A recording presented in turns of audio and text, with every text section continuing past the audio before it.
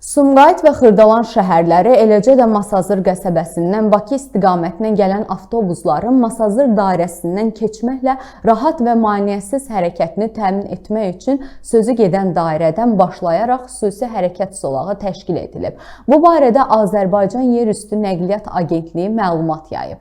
Bildirib ki, yeni zolaq artıq effektliyini sübut etmiş Bakı-Sumqayıt şosesindəki mövcud avtobus zolağına birləşdirilib. Nəticədə paytaxt istiqamətində hərəkət edən avtobuslarla sərnişinlərin əlavə vaxt itkisinə məruz qalmadan daşınması təmin olunub. Təşkil edilən xüsusi hərəkət zolağı ilə 10 marşrut xətti üzrə 130 avtobus ümumilikdə 650 dəfə hərəkət edir və gün ərzində bu avtobuslardan istifadə edən 40 minə yaxın sərnişin sıxlıqda qalmayaraq rahat daşınması həyata keçirilir.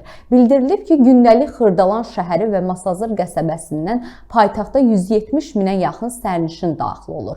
Eyni zamanda Tbilisi prospektində mövcud olan xüsusi hərəkət zolağının əhatəliliyi genişləndirilib və əlaqəlilik təmin edilib. Belə ki, prospektin 20 yanvar dairəsində Əbdülvahab Salamzadə küçəsinə qədər olan hissəsində xüsusi hərəkət zolağı təşkil olunub və avtobusların bu ərazidə sıxlıqda qalmasının qarşısı alınıb. Xüsusi hərəkət zolağı yaradılarkən Tbilisi prospektinin Əbdülvahab Salamzadə küçəsi ilə kəsişməsində yolun hərəkət hissəsi genişləndirilib və hərəkət zolaqları yenidən təşkil olunub. Beləliklə, avtomobillər üçün zolaqların sayı dəyişməz olaraq qalıb. Qeyd edilib ki, gün ərzində Tbilisi prospektinin bu ərazisində 5 müntəzəm marşrut xətti üzrə 75 avtobus ümumilikdə 490 dəfə keçir və bu avtobuslarla 35 minədək sərnişin daşınır.